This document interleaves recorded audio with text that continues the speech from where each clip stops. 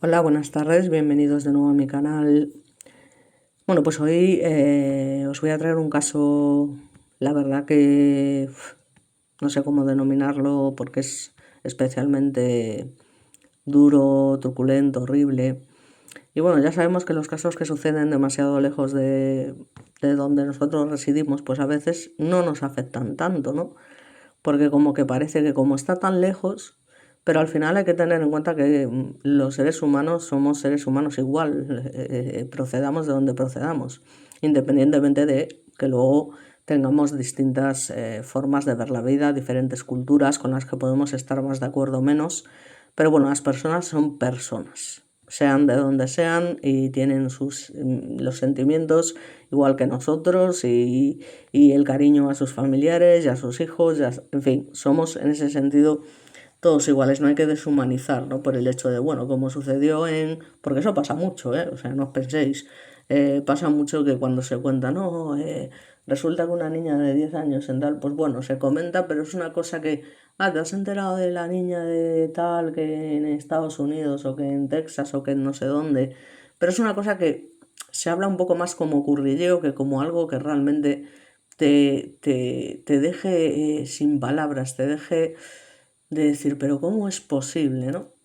Y eso es una cosa que a mí me fastidia bastante, porque en realidad deberíamos ser conscientes que al final, pues eso, todos no dejamos de ser seres humanos y independientemente de la distancia.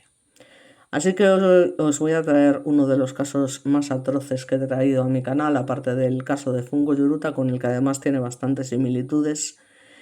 Y advierto pues que es un crimen muy atroz, que aquellas personas que sean especialmente sensibles, ya os digo que podéis, si queréis, pasar determinadas partes donde se van a narrar pues ciertas cosas que son bastante duras de escuchar, ¿no?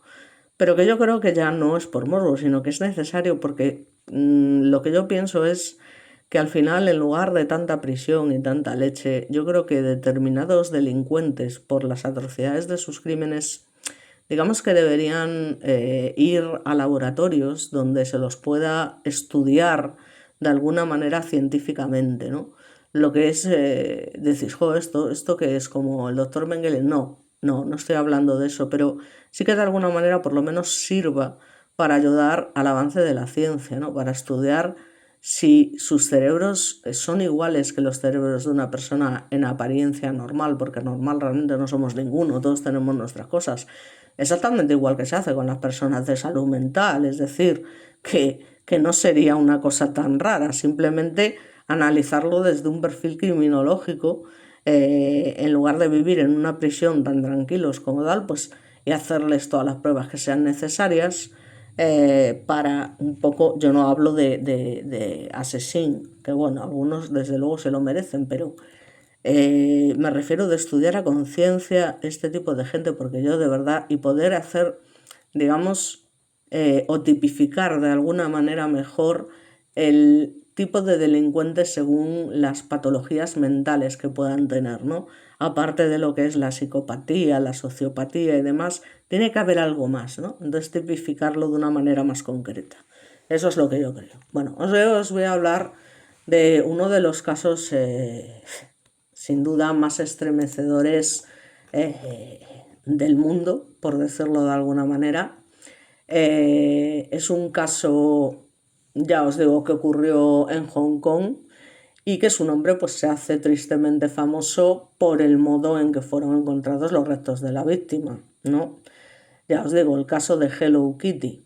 Esto ocurrió concretamente en el año 1999 y, según los hechos confirmados, la víctima fue una chica, Fan Manji, que tenía tan solo 23 años y que, bueno, pues entre otras cosas trabajaba en clubs nocturnos, no por gusto, sino por necesidad, porque, pues lamentablemente, tenía una vida marcada por la vulnerabilidad, la pobreza y además, digamos que problemas relacionados con lo que son las drogas, ¿no? Por decirlo de alguna manera. Entonces esta chica concretamente nació en el año 1976, un 15 de febrero, allí en Hong Kong, en un contexto de extrema, ya os digo, fragilidad social, ya que su infancia estuvo marcada por la violencia doméstica, el abandono y la precariedad económica, ¿no? Digamos que tras ser abandonada por su familia es enviada a un orfanato donde vivió hasta cumplir 15 años, momento en el que además se tiene que ir por las restricciones de edad de la institución. Esto es una cosa que no me explico, pero bueno. Así que sin un hogar al que regresar ni una red de apoyo que la contuviera, pues terminó viviendo en la calle. Desde ese momento, como os podréis imaginar, pues su vida comienza a deslizarse por un camino cada vez más incierto y a la vez más peligroso. Es decir, para sobrevivir, como os comento, empieza a trabajar en clubes nocturnos como anfitriona, que era una ocupación pues relativamente común para mujeres jóvenes en la ciudad. Su trabajo básicamente pues consistía, como os podéis imaginar, en acompañar a los clientes, conversar, beber con ellos y crear de alguna manera una atmósfera de seducción que en muchos casos derivaba en acuerdos informales o intercambios económicos fuera del club. Digamos que era un entorno donde la frontera entre compañía, consumo y explotación era bastante difusa. En ese mundo, pues conoció a hombres que le ofrecían dinero, alojamiento temporal o una aparente protección, pero pocas veces una ayuda real o duradera, evidentemente. Aquí nadie actúa porque sea precisamente buena persona, sino por interés. Con el tiempo, además, el consumo de drogas, especialmente metanfetamina, pues esto lógicamente empeora la situación porque comienza a formar parte de su vida cotidiana. Y al principio pues funciona, como en muchos casos que ya hemos visto, como una vía de escape frente a las dificultades. Esto ha pasado con innumerables artistas, pero al final se termina convirtiendo en algo habitual dentro de esos círculos nocturnos donde ella se movía, ¿no? Sin embargo, esta chica, a pesar de todo, hay que reconocerle el mérito de que hizo todo lo posible por salir de esa vida malsana. Intentó reconstruir su vida y en este caso, en el año 96, se casó con En Chiyuen, y lo siento la pronunciación, pero como podréis imaginar, yo de esto de japonés, chino y demás no entiendo. Entonces, un hombre que también luchaba además contra problemas de adicción. Y no solo eso, es que 2 años después, estamos hablando del 98, nació su hijo. O sea que esta chica tiene un hijo y durante un tiempo, digamos que, ya os digo, o sea, intenta cambiar radicalmente el rumbo de su vida, trató de alejarse de las drogas, del trabajo sex, buscó mudarse y construir, digamos, un entorno más estable para su hijo. Sin embargo, claro, la relación con su esposo era ya de por sí, digamos que tóxica, ¿no? Porque era conflictiva, violenta y la inestabilidad económica seguía ahí. Es decir, hacía cada vez más difícil sostener, digamos, ese intento de reconstrucción, lo que hace que finalmente, pues por desgracia, esta mujer, la necesidad de dinero la empuja nuevamente hacia, digamos, ese ambiente nocturno del que pues había intentado salir. Una pena, pero una realidad. Una realidad que no solamente pertenece a esta mujer, sino a muchísimas mujeres del mundo, también aquí en España. Por eso digo que aquí todos somos iguales al final, ¿no? Entonces fue en este contexto cuando, por desgracia, lamentablemente, horrorosamente, pues conoce a un hombre que terminaría marcando su destino, concretamente Chan Man Lok. Este hombre era un narco local vinculado al bajo mundo hongkonés y cliente evidentemente habitual de este tipo de clubs donde Fan trabajaba. Este individuo tenía 34 años, tenía dinero, tenía influencia en ciertos sectores del ambiente y una reputación que despertaba temor, y esto es muy importante, quedaros con esto, entre quienes lo rodeaban. Entonces, bueno, en un principio Fan lo trató como a cualquier otro cliente frecuente, pero con el tiempo Chang comenzó a, bueno, pues a prestarle dinero, a proponerle encuentros fuera del trabajo, así que digamos que se fue formando entre ellos una especie de relación que estaba bastante lejos de ser equilibrada. Por una parte tenemos el poder y las condiciones siempre estaban de un solo lado, que evidentemente eran de Chan Man Lock. Pero Fan necesitaba el dinero, y el dinero, como tantas veces en este mundo lamentable que tenemos, terminaría arrastrando consigo la tragedia.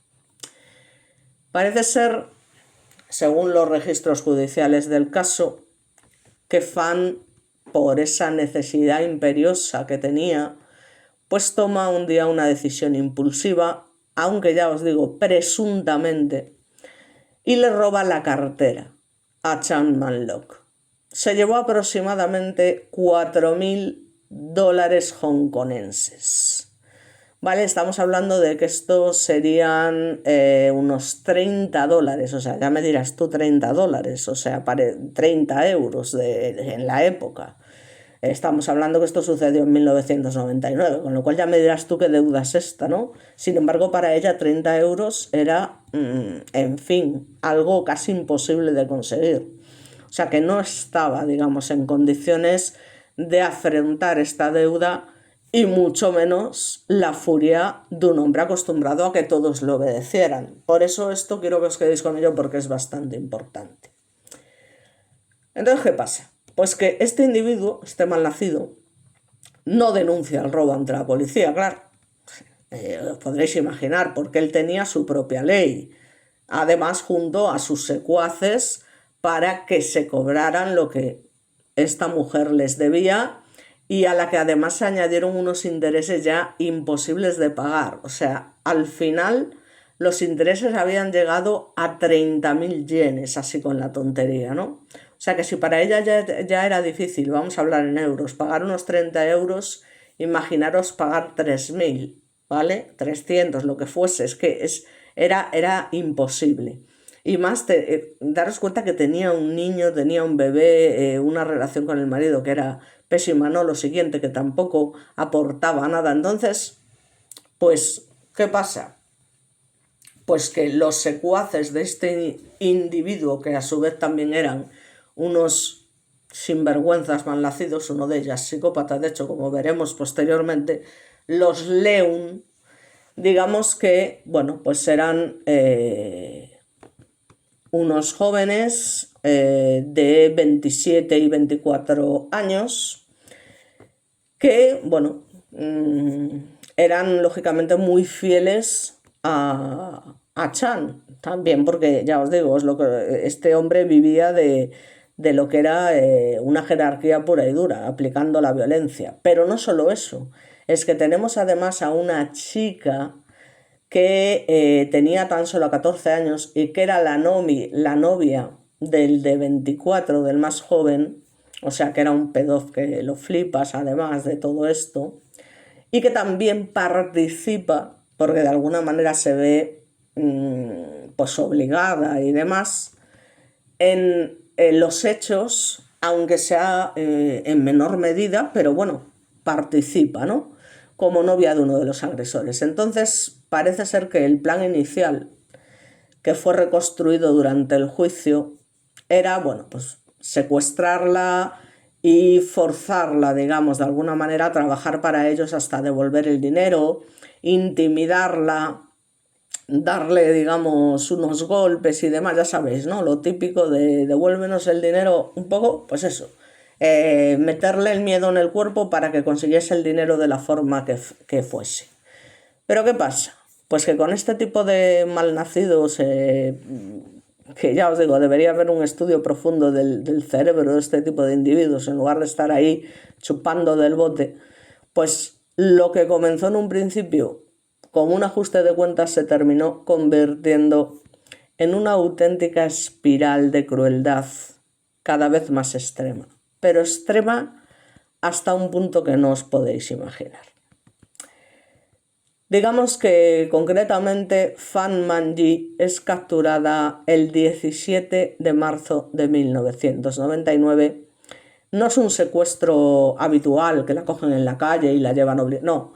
Ella va con ellos, se ve que coaccionada, convencida de alguna manera por algún motivo, llevada a un departamento, ¿no?, en el distrito de Kowloon, donde durante semanas, concretamente, aproximadamente un mes, padeció una sucesión de tormentos físicos y psicológicos documentados en la investigación judicial que no os podéis ni imaginar. Entre otras cosas, lógicamente, fue prostituir para saldar la deuda y reiteradas veces vio, por supuesto, por cada uno de los miembros de la banda. ¿No? Por eso digo que tiene bastantes similitudes con el caso de Funko Yuruta. Desde el primer día la golpearon con barras metálicas, le dieron infinidad de puñetazos y patadas en todo el cuerpo, la ataron de pies y manos, impidiendo cualquier intento de defensa o escape, le arrancaron cabellos y cejas y la colgaron en distintas posiciones del techo para someterla a más dolor. En fin, yo estas cosas me vais a perdonar, pero advierto a los que son sensibles, pero a la vez yo soy también sensible. Entonces, por mucho que conozcan los casos, son cosas que te dejan, en fin, sin palabras. La quemaron con cera caliente y plástico derretido.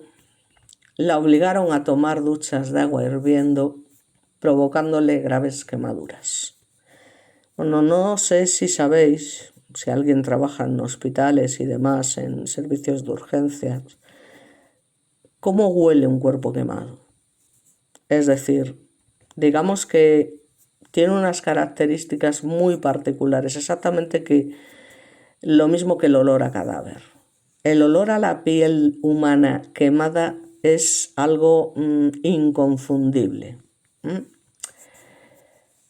Entonces, bueno, entre otras cosas, también fue obligada a consumir clorhidrato de metanfetamina, la forzaron a comer sus propias heces y beber orina de sus captores y explotadores. A veces la dejaban días enteros sin comida o le tiraban directamente restos de comida, obligándola a comer del piso como si fuese un perro, como única alimentación. No solamente esto, es que, yo alucino, ¿no? Porque algo que supuestamente empieza como una simple intimidación termina en un caso de esta crueldad extrema, porque le cogen el gusto de tal manera que van aumentando ellos mismos lo que es esta tortura, ¿no? La privación del sueño era una constante, y como persona que tiene insomnio crónico os puedo asegurar que no dormir es algo muy jodido. La despertaban a la fuerza y con métodos violentos. Digamos que era tal el sadismo que incluso, que ya me dirás tú en qué cabeza cabe esto, la obligaban a sonreír mientras filmaban la tortura a la que la estaban sometiendo. La obligaban a sonreír. ¿Cómo es posible? Es decir, son cosas qué imaginación. Por eso digo que sería digno de estudio y de tipificación, que se haga una nueva tipificación criminológica de cierto tipo de delincuentes, porque no me conformo simplemente con psicopatía, sociopatía, no, tiene que haber más cosas. Hay algo, que no es normal. Uno de ellos era psicópata, pero es que estos individuos no habían cometido nunca un delito de estas características, es decir, no habían matado a nadie previamente, con lo cual son cosas que ya os digo. ¿Por qué suceden? Bueno, pues iremos viendo luego los perfiles criminales, que ya sabéis que para mí pues, son muy importantes porque es la criminología como tal. Entonces, pues lógicamente me gusta estudiar y que sepáis de qué tipo de individuos estamos hablando. Digamos que, bueno, la obligaban a sonreír, pero es que si no lo hacía, que ya me diréis cómo lo iba a hacer, pero bueno, la violencia crecía. Digamos que gozaban, disfrutaban, terminaron disfrutando tanto con su sufrimiento que terminaron sometiéndola a lo impensado cada vez que la víctima gritaba por ayuda.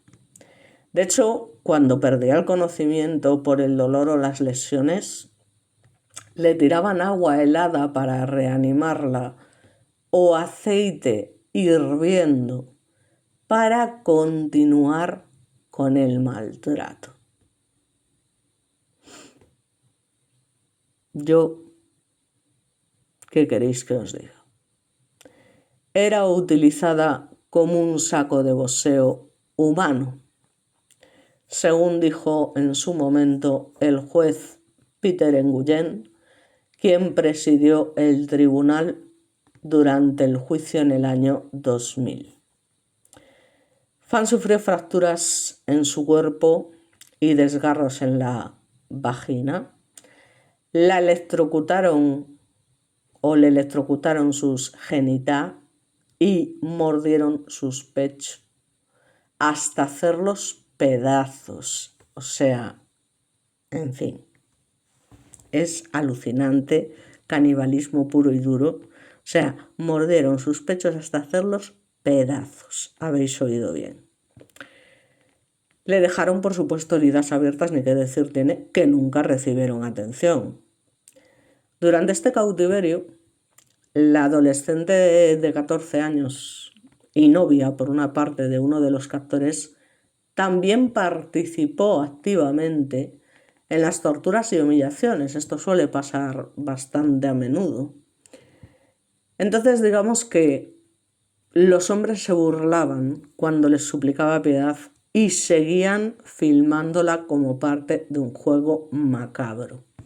Con lo cual, esta chica, Pham Minh, de tan solo 23 años, madre de un niño de 1 año, vivió esas torturas ininterrumpidas durante 28 o 29 días, como os comento, aproximadamente un mes. Hasta que su cuerpo, evidentemente debilitado y herido, no resistió ese nivel de crueldad y falleció entre el 14 y 15 de abril de 1999. Pero no solamente esto, es que cuando esto sucede, los muy malnacidos HDGB resulta que se asustan, es decir, es como que se esperaban que esta mujer iba a resistir las torturas eternamente, pero que no iba a fallecer en ningún momento. O sea, era de retraso mental, ¿no? O sea, se quedan totalmente, ostras, que nos la hemos cargado. O sea, yo no entiendo cómo una persona que está realizando semejante nivel de tortura sobre otra puede, digamos, sorprenderse cuando esta persona termina falleciendo. O sea, entonces los tíos pues se acojonan que no veas, se quedan alucinados y entonces, no contentos ya con todas las salvajadas que habían hecho tras su muerte, sus agresores nada más y nada menos que desmembraron, y escucháis bien, el cadáver, la decapitaron, hirvieron su cabeza y todos sus órganos internos y lo que es la cabeza también fue incinerada, es decir, fue quemada, con lo cual eso, pues lo que os digo, el olor es inconfundible. Y lo que quedó, lo que es el cráneo con la parte de la piel quemada, la escondieron en una muñeca de Hello Kitty. mientras el resto del cuerpo fue desechado en distintos puntos de la ciudad. ¿En qué cabeza me vais a explicar? ¿En qué tipo de cerebro humano, que solamente esto lo puede hacer un humano, por supuesto, cabe algo así? Es decir, ¿cómo tipificamos a estos tipos? Porque resulta que uno efectivamente es psicópata, pero parece ser que los otros dos no, ¿vale? Que tienen una motivación para actuar de la manera que lo hicieron. Entonces, en fin, bueno, la cuestión es que, claro, ¿qué pasa?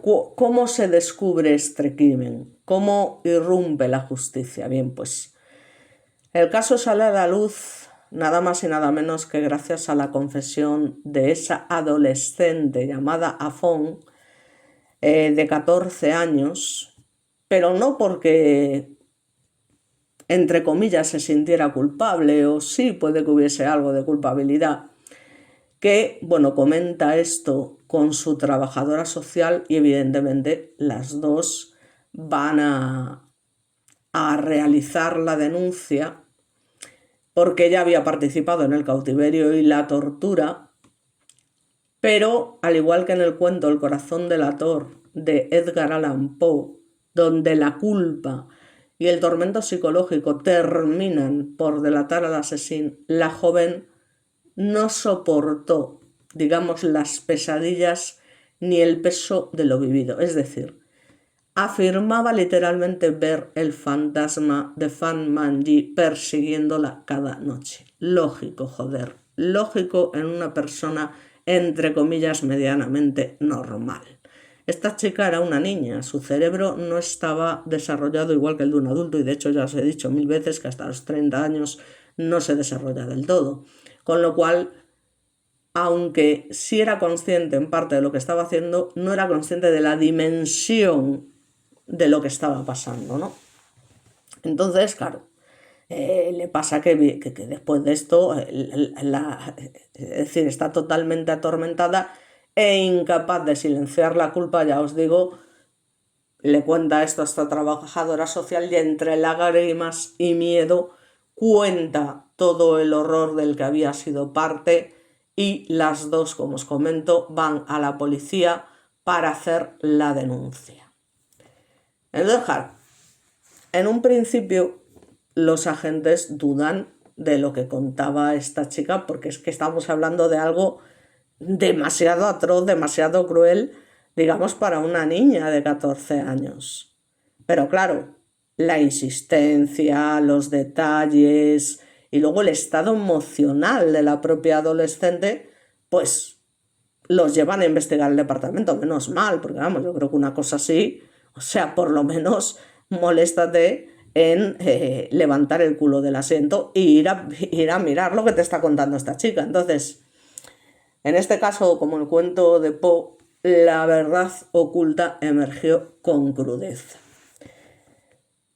Cuando fueron allí a un edificio que se encontraba en Coulon, concretamente, que fue donde estuvo en cautiverio esta pobre chica, pues llegan allí, ven un peluche gigante de Hello Kitty en forma de sirena y un olor hediondo que no os podéis ni imaginar, y ven que además del peluche salen gusanos, ¿no? ¡Qué barbaridad! Entonces, claro, evidentemente cogen ese peluche como prueba y hallan el cráneo con los restos que hubiese, porque ya los gusanos habían quitado lo poco que quedase después de ser incinerado la cabeza de Fan Manji dentro de la muñeca inexpresiva de Hello Kitty, junto a restos y pruebas que confirmaban el tormento que había padecido. Solo se recuperaron, de hecho, el cráneo, un diente y algunos órganos de su cuerpo que se habían hervido en agua, se habían cocinado en ollas, pero algunos pues no habían terminado de cocinarse del todo, en fin, una cosa alucinante, ¿no? Como podréis imaginar, el hallazgo provocó una gran conmoción, ¿no? Es que, como para no crearlo, es que yo digo que las personas que no empatizan con este tipo de casos, independientemente de que sean en Hong Kong o en la Conchinchina, pues yo personalmente no lo entiendo, pero bueno, cada uno tiene su manera de ver la vida. Entonces esto provoca evidentemente una gran conmoción. Como digo, como no podría ser de otra manera. O sea, las primeras informaciones ocuparon portadas de los diarios locales y no solamente eso, es que de toda la prensa internacional, ¿no? Estamos hablando, ya os digo, de uno de los crímenes más salvajes de la historia, o sea, del mundo, ¿no? Igual que el de Funko Yuruta, el de Silvia Likens, el de Alcácer, o sea, son cosas que son terribles, ¿no? Y da igual del país que seas, como os comento. Entonces el juicio comienza en el año 2000, es decir, poco después de los hechos que sucedieron, ya os digo, en abril del 99, y allí se pone en evidencia, obviamente, no solo la brutalidad del caso, sino también el tema de las redes de explotación y la vulnerabilidad de las mujeres en la industria nocturna. Y aquí no solamente la industria nocturna de Hong Kong, es la industria nocturna de todos los países, porque eso en España también lo hay.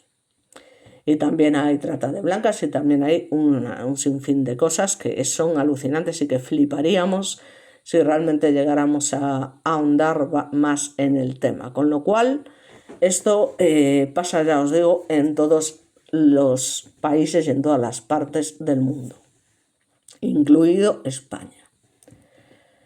Así que bueno, digamos que el adolescente que confesó pues recibió a cambio una inmunidad judicial, ¿no? A cambio de testificar en el juicio contra los otros implicados. Que bueno, lógicamente pues al final lo que importaba realmente era coger a estos tres individuos, aunque la chica hubiese participado de alguna manera. Los acusados, claro, como en la autopsia los forenses no pudieron, digamos, determinar con precisión, porque es que no tenían lo suficiente, ¿no? Con precisión la causa exacta de la muerte debido al estado de los poquísimos restos que tenían del crimen de Fang, pues ¿qué pasa? Que no se puede demostrar aún encima que estos malnacidos, digamos que habían asesinado a la víctima. Sí que es verdad que se demuestra que han sido sometidas a torturas extremas y tal, pero todo esto porque además se va analizando según van testificando ellos, ¿no? Entonces finalmente los acusados no pueden ser condenados por asesino, porque como no sabemos la causa de la muerte, no podemos acusarlos de esto, y finalmente son acusados de homicidio involuntario.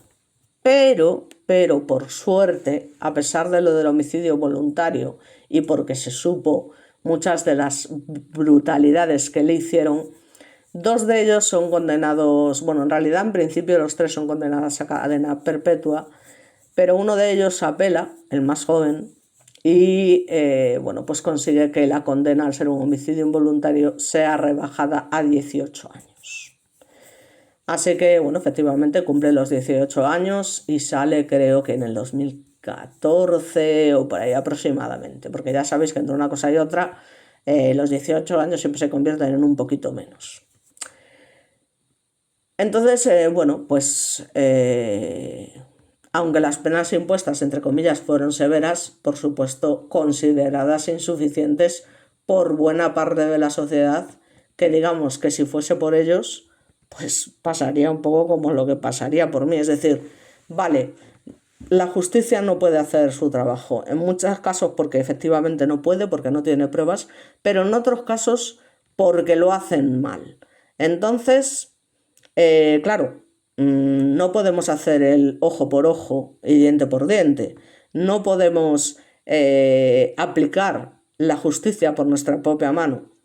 ¿Qué hacer? Pues lo que digo yo. Yo creo que este tipo, y digo este tipo, no estoy hablando de un ladrón, estoy hablando de gente que ha cometido delitos muy graves y que está además demostrado al 100%, es decir, que tenemos la certeza absoluta, ¿vale? Porque esas condenas a muerte que hay, por ejemplo, en algunas zonas de Estados Unidos y tal, Pues bueno, es lo de siempre. Basta con que una de las personas a las que condenes o a las que ha pasado en innumerables ocasiones sean inocentes para que te plantees hasta qué punto lo de la pena de muerte es algo factible, por decirlo de alguna manera. Yo en teoría estoy en contra de la pena de muerte, pero está claro que hay ciertos delitos que me parecen lo suficientemente graves como para que estas personas paguen con un castigo ejemplar. Es decir, un castigo ejemplar. O sea, esta gente no puede llegar e irse a una prisión y vivir, además de nuestros impuestos, como reyes, con piscina, con gimnasio, es decir, como vive Carcaño, digamos, que el tío vive, digamos, en lo que se llama una cárcel de lujo, ¿no? Tiene de todo, juega a la consola, no sé qué. O sea, yo es una cosa que me vais a perdonar, pero eso sí que no puede ser. Se ponga quien se ponga a patalear de, no, pero eso no significa que tal. Esta gente lo que tienen que hacer con ella, según mi parecer, es básicamente mandarlas a unos laboratorios especiales, y no digo que allí los torturen ni muchísimo menos, pero donde ya os digo se puede hacer algún avance científico respecto al tipo de mentalidad o de cerebros que tiene esta gente y que los diferencia de un cerebro, entre comillas, normal. Y esto no es tan raro porque se hace con los problemas de salud mental. Hemos visto en miles de ocasiones imágenes, por ejemplo, de un cerebro como el mío, con un trastorno bipolar, las diferencias que tiene con un cerebro normal. Pues aquí sería lo mismo, o sea, ya que son personas que no deberían haber nacido nunca, es decir, que no deberían existir, pues por lo menos que hagan un servicio a la sociedad y que sirvan para que la ciencia pueda evolucionar y para que se pueda tipificar de alguna manera mejor el tipo de delincuentes y de diferencias que pueden existir entre los cerebros de estos individuos y ya os digo, los de una persona entre comillas normal, porque todos somos capaces, cuidado, en un momento determinado de cometer un delito. Pero claro, no es lo mismo cometer un delito por venganza, como hemos dicho en el caso que traje anteriormente, de, oye, mira, tú has matado a mi hija y me tomo la justicia por mi mano, que una persona que realiza esto por pura diversión, por afán de poder y demás. O sea, eso está claro. Entonces, bueno, al final, pues se justifica la severidad de las penas señalando que los implicados mostraban, especialmente uno de ellos, tendencias psicopáticas y representaban sin ninguna duda un peligro persistente para la sociedad. Nos ha jodido, que después de hacer algo así, si no representas un peligro para la sociedad, ya me dirás tú. Entonces, como os comento, al final el Capela recibe esa pena reducida a 18 años de cárcel y efectivamente, como os he comentado, es liberado en abril del 2014, pero atención, y al loro cantimploro, que sin embargo en agosto de 2022, y aquí ataros los machos, vuelve a ser arrestado y condenado a tan solo 12 meses de prisión por agredir a una niña de 10 años. Es decir, lo que yo os decía, tenía una novia de 14 años, con lo cual estamos hablando de un pedófilo como la copa de un pino. Y que le apliquen 12 meses de prisión después de los antecedentes que tenía por agredirse a una niña, me vais a perdonar, pero como digo yo, no es que esté a favor de la pena de muerte, pero ante una cosa así, desde luego, sí que vas a ser un ratón de laboratorio, porque es que es la única manera, o sea, decir, bueno, ya que has causado tanto daño, ya que eres una lacra, pues que sirvas para la ciencia, y no me refiero en plan Mengele, ni muchísimo menos, pero que se estudie realmente a esta gente, y no solo de manera psicológica y psiquiátrica, no, que se estudie realmente a base de escáneres y de lo que sea, y nuevos, porque seguro que tiene que haber a día de hoy en la ciencia unos avances muy importantes, pues con una serie de maquinaria ver O sea, ¿qué tipo de patología tiene esta gente? O sea, si sus cerebros, ya os digo, son iguales o no a los nuestros y demás. Es decir, ya os digo, que su sentencia sea ir a un laboratorio para hacerles los estudios que sean necesarios. Esto no significa ni mucho menos que se aplique violencia sobre ellos. Aunque por una parte, que conste que está claro que muchos lo merecen, pero por lo menos que no se vayan a una prisión a vivir de lujo, ya os digo. Como os comento, la adolescente de 14 años, también citada con el nombre de Fantasía, ya os digo, Afón, pues obtiene inmunidad total porque su testimonio obviamente es clave para el esclarecimiento del caso y la condena de los otros 3 implicados, ¿no? Entonces, de alguna manera, el caso de Fan Manji, pues podéis imaginar que se convirtió en un símbolo involuntario de todas aquellas mujeres atrapadas en sistemas de abuso que parecen no ofrecer salida, y su nombre, que en vida apenas fue conocido dentro de los clubs nocturnos, pues pasó a formar parte de debates sobre el horror, la indignación y la necesidad de justicia para las mujeres. O sea, esto creo que queda bastante claro. Es que es una barbaridad lo que le pasa a esta chica, que ya de por sí tuvo una vida muy, muy difícil. Vamos a ver un poco, bueno, pues lo que son los perfiles y demás de este tipo de individuos, porque evidentemente personas muy normales no son. Entonces, digamos que después de semejante barbaridad y después de estas condenas, que ya os he dicho, para aquella gente que advierto que pasen las partes que consideren oportunos, bueno, pues tened en cuenta que en el juicio se confirma efectivamente, pues eso, que sufrió quemaduras, golpizas severas, lesiones múltiples, y incluso algunos señalaron que se utilizaron objetos domésticos, ¿no?, para infligir daño físico, y que se le administraron drogas. Y esto fue lo que además los muy sinvergüenzas fueron a declarar en el juicio, que realmente ella fallece por una sobredosis de metanfetaminas, cuando en realidad eso no se lo creen ni ellos. Es decir, como podréis imaginar, después del sadismo grupal que ejercieron sobre la pobre chica durante nada más y nada menos que casi un mes. Entonces, bueno, pues vamos a ver, como os comento, el perfil de los agresores, porque, bueno, pues en criminología esto es muy importante y es básico, ¿no?, para intentar entender lo inexplicable.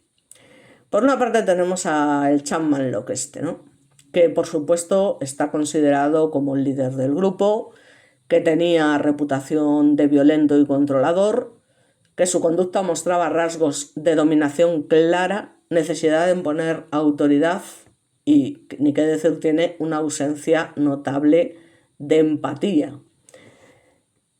Aparte de ser el líder del grupo, fue la figura central del crimen. Estamos hablando de un hombre que tenía 34 años frente a 2 chavales de 27 y 24 en el momento de los hechos, ¿no?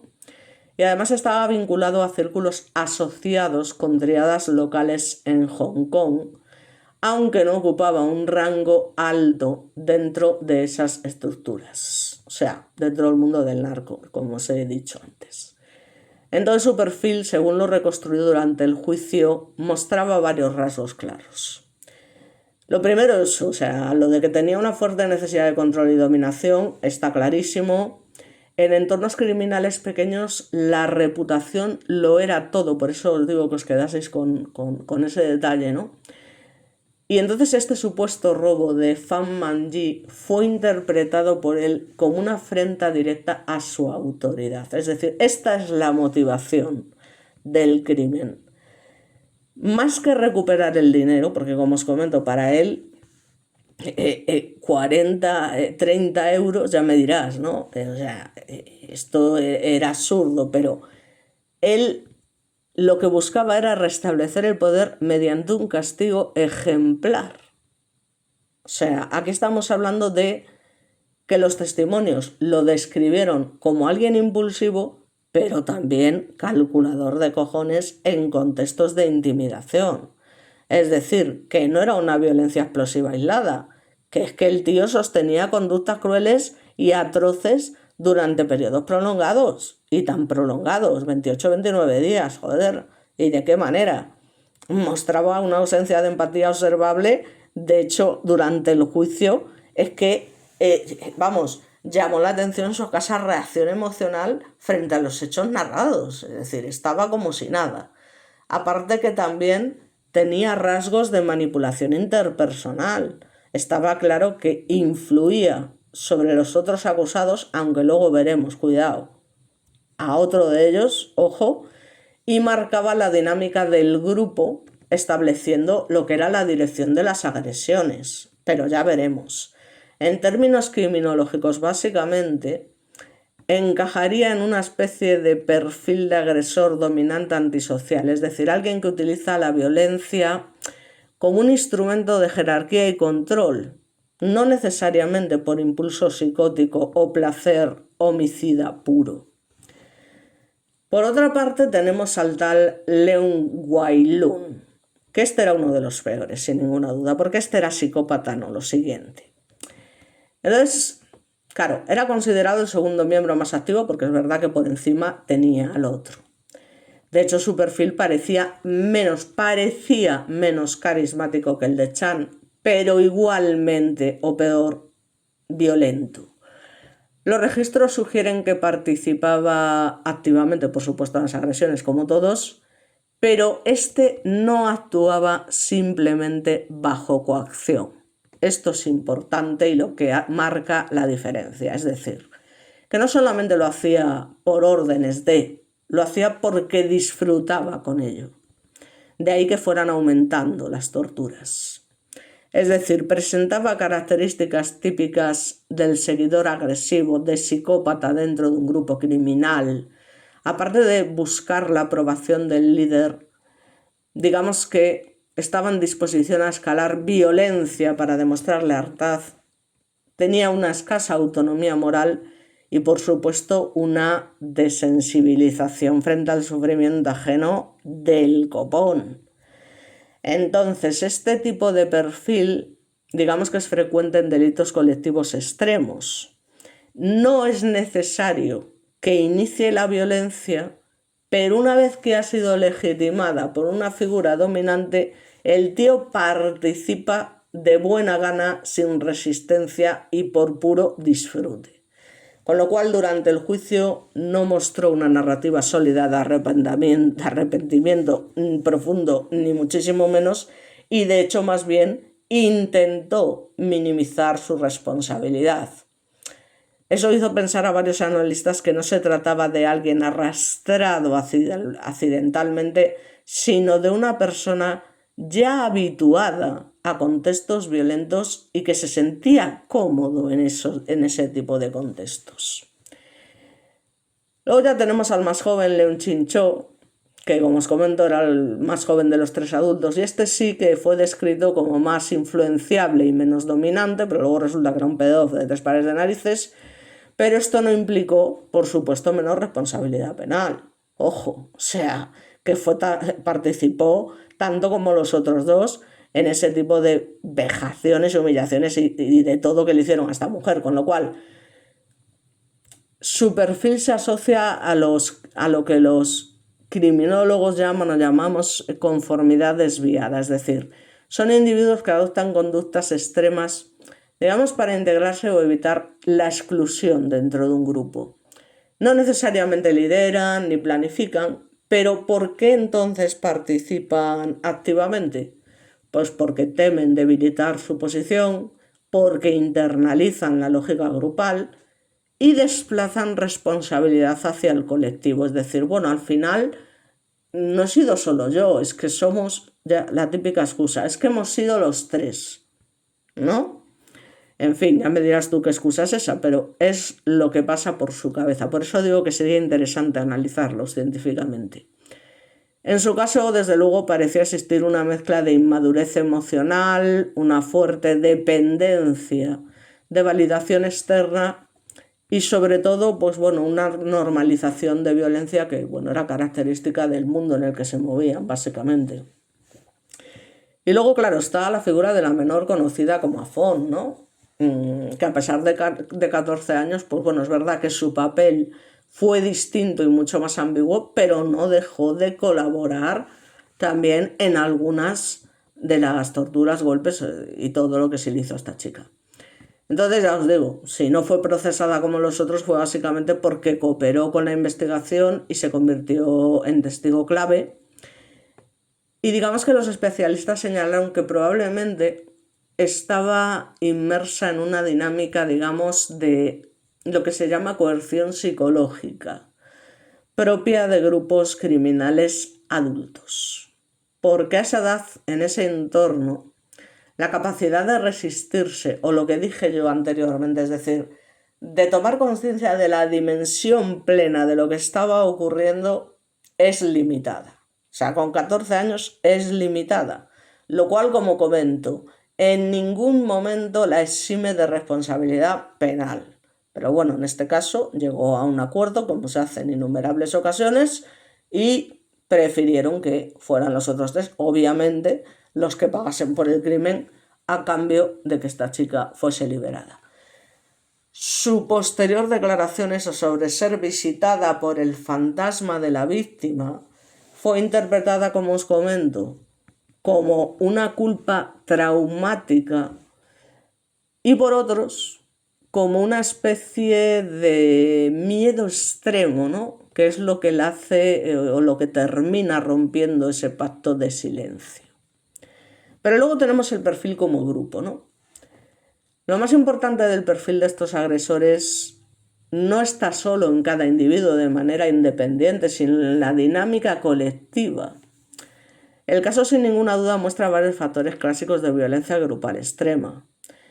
En principio, por supuesto, la deshumanización, es decir, dejan de ver a Fan como persona y la reducen a un objeto de castigo. Un objeto, es que para ellos era menos que nada. Una escalada progresiva, una violencia que empieza como represalia, intimidación, venga, nos pagas tal, te damos un par de hostias. No, se va volviendo cada vez más cruel. Los tíos se van recreando en esa violencia. ¿Por qué? Pues porque hay un refuerzo mutuo. Cada acto extremo reducía las barreras para el siguiente. Y porque sobre todo hay una difusión de responsabilidad. Claro, al actuar juntos, pues cada uno sentía menos culpa individual, que es lo que suele pasar siempre, igual que en el bullying, igual que... O sea, es que es así. Entonces, esto explica por qué unas personas que sí, se puede llamar, bueno, claro, o sea, no pueden ser otras más que seres humanos, sin historial, como os he dicho, de realmente homicidio, que fue un asesinato, como la copa de un pino, pero bueno, documentado, pues pudieran participar durante semanas en estos actos de brutalidad sostenida, ¿no? Por eso, o sea, sin querer repetirme, es que esto es digno de estudio, básicamente. Así que en teoría no fueron, entre comillas, monstruos inexplicables.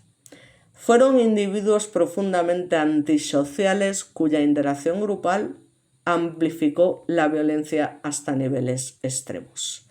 Para mí, por supuesto que no es que fueran monstruos, es que ya os digo, ni siquiera los monstruos estos que vemos en las películas de terror, que si el Freddy Krueger, que si Jason Borges, que si... en fin, a mí me gustan mucho las películas de terror, aunque algunas son malísimas, ¿no?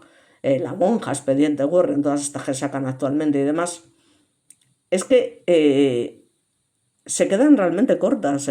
Por eso digo que mucha gente te dice, wow, esta película brutal, no sé qué, la de Saw, no sé qué, patatín, patatán, y digo, no te flipes, digo, porque es que la realidad supera la ficción. Y todo este tipo de películas, al final están basadas en estas cosas. Y se basan en estas cosas, y no penséis que las películas de esto es una flipada, no sé qué, es total, de flipada nada. O sea, quiero decir, la realidad es bastante más dura. Por eso esta gente no es que sean monstruos, es que es algo mucho peor que eso. Es algo mucho peor que eso. O sea, ¿qué queréis que os diga? Entonces, esto ya os digo. Así que bueno, como os comento, como el cuerpo de la chica estaba, ya os digo, tan deteriorado cuando fue hallado que los expertos no pudieron determinar con certeza ni la causa exacta de la muerte, ni el momento preciso en que murió, ni cuál de los acusados causó directamente la muerte, es decir, terminó, digamos, de rematarla porque ya estaba muerta en vida, y si existió intención específica y demostrable de matarla. Nada de esto se pudo demostrar y de ahí que la condena fuera por homicidio involuntario en lugar de una acción claramente destinada a causar la muerte, como sería pues un homicidio o en este caso una asesina, como en la copa de un pino, con torturas y con todo. O sea, esto tiene absolutamente de todo, ¿no? O sea, no se pudo sostener asesinar, pero quedó claro que la brutalidad demostrada justificaba que los acusados permanecieran, ya os digo, encarcelados de por vida. Pero vamos, claramente, aunque para mí, ya os digo, en un laboratorio digno de estudio. El que, como os comento, salió y volvió a prisión fue precisamente ese más joven, el León Chinchó, que parecía más yo es que soy un mandado y tal, que fue el único de los 3 condenados que logró una reducción de pena, ya os digo, a sus 18 años de prisión, porque cuando se hace la revisión, bueno, pues se basan en una reevaluación de su grado de participación comparado, digamos, con el de los otros 2 acusados y lo consideran, digamos, menos dominante, como ya hemos dicho, dentro de su perfil, dentro del grupo criminal, aunque, cuidado, igualmente culpable y, por supuesto, responsable penalmente, que merecía la cadena perpetua igual. Pero es liberado en 2014, después de cumplir esa condena, y el tío, y ya os digo, esto yo creo que no fue un acto casual, que ya lo hizo, porque del 2014 al 2022 han pasado muchos años, y un tío que tiende a la pedof, que tiene una novia de 14 años en el momento de los hechos y demás, y que en 2022 vuelve a ser detenido y condenado, ya os digo, a 12 miserables meses, de verdad, es que luego dicen, claro, dicen, no se puede, lo del ojo por ojo, no se puede, pero hostia, es que hay veces que dices tú, no, perdona, pero es que esto ya, o sea, ratón de laboratorio me vas a perdonar, o sea, que por lo menos sirva para algo. Entonces, agrede, ya os digo, sesa a una niña de 10 años y a saber a cuántas más agredió sin que se supiera. Entonces, parece ser que el hecho ocurrió cuando, bueno, aprovechó una situación de cercanía con la menor para cometer este abuso, y el tribunal lo declaró culpable de agresión, abuso, sex, y recibió, como os digo, una lamentable y triste condena de 12 meses de prisión, que me vais a perdonar, pero hombre, esto en el sistema judicial español sería bastante normal, porque aquí, en fin, pero en este tipo de sitios, que suelen ser bastante más duros que nosotros, llama la atención.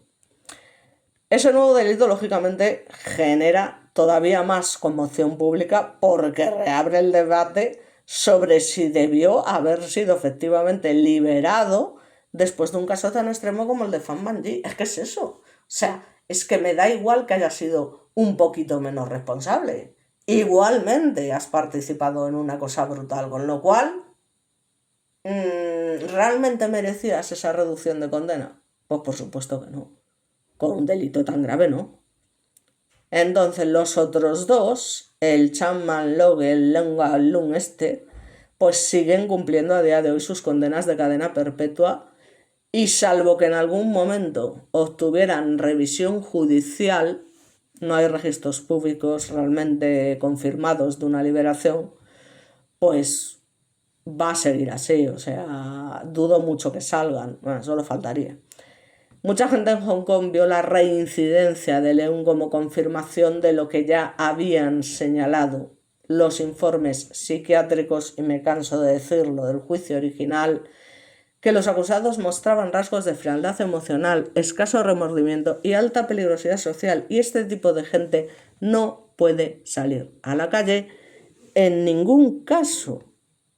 En ningún caso. Es que yo no entiendo ¿Cómo es posible que pasen estas cosas? Es decir, como ha pasado aquí en miles de casos, o sea, que es un cachondeo lo de la justicia, en fin, ¿qué vamos a decir nosotros como españoles? ¿Qué vamos a decir de lo del tema de la justicia? O sea, evidentemente somos los menos adecuados o los menos, no me sale la palabra ahora, para, digamos, ¿cómo diría yo? Criticar cómo se realiza la justicia en otros países, porque dime de qué y te diré quién eres, ¿no? O el que esté libre de pecado que tire la primera piedra. Entonces, bueno, básicamente es que es una cosa brutal. Y yo siempre pido que al final intentemos ponernos... Yo sé que es duro. Y mucha gente, de hecho, pues no tiene esa capacidad. O sea, pues lo ve y dice, jo, pues qué putada. Y a todo el mundo le afecta decir, joder, qué fuerte y tal. Pero claro, yo siempre digo, poneos en el lugar de la víctima, ¿no? O sea, de esta chica que vivió, fue una desgracia su vida. Y cuando por fin encuentra algo por lo que, entre comillas, luchar, que es un hijo de 1 año, pues le sucede esto. Le sucede esto, ella intenta, porque si me dijeras, pero es que no, o sea, o sea, ella intenta realmente volver a rehacer su vida, salir de toda esa basura que la había rodeado siempre, lo cual no resulta fácil cuando llevas viviéndolo desde tu infancia. Y joder, que terminase de esta manera. Además hay que tener en cuenta una cosa bastante importante, ¿no? Y que es el tema de la relación de este crimen con el tema de Hello Kitty, porque parece una tontería, pero no lo es. ¿Por qué? Bueno, pues porque evidentemente, como sabéis, la figura de Hello Kitty está súper asociada a los niños, o sea, a la infancia y demás. Es decir, ¿quién no ha tenido alguna vez algo de Hello Kitty? Y si no hemos sido nosotros, que yo por ejemplo sí, porque yo soy muy de gilipolleces, que me gustan mucho las tonterías y las libretitas y no sé qué, pero a los niños Hello Kitty les encanta. Y de hecho, es lo que os digo, a día de hoy te vas a cualquier tienda, al Primar o a tal, y hay un montón de artículos de todo tipo de Hello Kitty y sus amigos, porque sabéis que no es solo Hello Kitty, que tiene una serie de amigos y tal, cada uno representa un color, y a los niños les flipa, o sea, ya no solamente camisetas, sino todo tipo de juguetes, pintalabios, o sea, es decir, todo lo que se puede imaginar relacionado con algo, ya os digo, que es típico de los niños. Entonces, imaginaos o sea, que aparezca un cráneo cosido ahí, porque estaba cosido, si no lo había dicho antes, lo digo ahora, dentro de ese peluche de sirena de Hello Kitty. A ver si no me olvido, por favor, de meteros las imágenes una por una, porque es que se me va la pinza y al final, en fin. Entonces, esto es algo que digno de tener en cuenta, ¿no? Asociar esto en un peluche de Hello Kitty, o sea, es que manda narices. Entonces, claro, esto va a quedar siempre grabado en la memoria como el caso de Hello Kitty, de la famosa muñeca Hello Kitty, macho, que es un crimen que persigue a Hong Kong y a la criminología internacional décadas después. O sea, décadas después. Entonces, yo creo que esto es algo también, pues, bastante importante de tener en cuenta, ¿no? A mí, por lo menos, yo creo que no sé. Es decir, espero que ningún niño pueda acceder a este tipo de material, porque desde luego lo dejaría traumatizado de por vida y le cogería pánico o terror a lo que sería cualquier muñeco o cualquier tipo de objeto relacionado con Hello Kitty, ¿no? En fin, yo alucino totalmente porque estas cosas es que es alucinante, es alucinante. Ya os digo que encima, cuando vas a denunciar un caso de estos, los propios investigadores es en plan, ¿me lo estás diciendo en serio? Pues claro, son cosas tan brutales que son difíciles de creer. A mí no me resultaría difícil porque visto lo visto, como podéis comprender, ya nada me sorprende. Pero joder, es que vaya tela, ¿no? O sea, yo no sé, no sé. Así que, bueno, tampoco me voy a extender mucho más porque creo que ya se ha contado todo lo que yo al menos considero importante, aunque algunos puedan decir, no, que está un morbo puro contar lo que le hicieron y tal. Pues hombre, es que yo considero que es fundamental saber, ya os digo, hasta qué punto es capaz de llegar un ser humano. O sea, punto y pelota. Y es así. Y de hecho ya yéndome por los cerros de Úbeda, hablo de la extinción del lobo ibérico. O sea, nos estamos cargando básicamente otra especie de animales. Pues ¿qué queréis que os diga? O sea, yo estas cosas las veo tristes, ¿no? Lo siguiente y, en fin, el lobo ibérico y o sea, el oso polar, no sé qué, o sea, que quedan. Yo, de verdad, es destruir el mundo de una manera y lo que nos queda, porque cuando se vayan deshaciendo los glaciares y el hielo y demás, como bien han dicho profesionales, volveremos a virus que ya se habían erradicado hace muchos años. Así que bueno, no me voy a enrollar más. Espero que entre comillas os haya gustado el vídeo, si es que estas cosas le pueden gustar a alguien. Y bueno, pues básicamente por mi parte nada más. Como siempre, muchas gracias y nos veremos de nuevo en un próximo vídeo, pero que ya os advierto que para desconectar un poco de estos últimos será un vídeo de algún artista, de algún conocido, algún famoso que haya tenido también, pues alguna que haya sufrido alguna tragedia o simplemente que haya fallecido y que haya sido una figura importante. Así que ya está. Muchas gracias y nos vemos de nuevo en el próximo vídeo.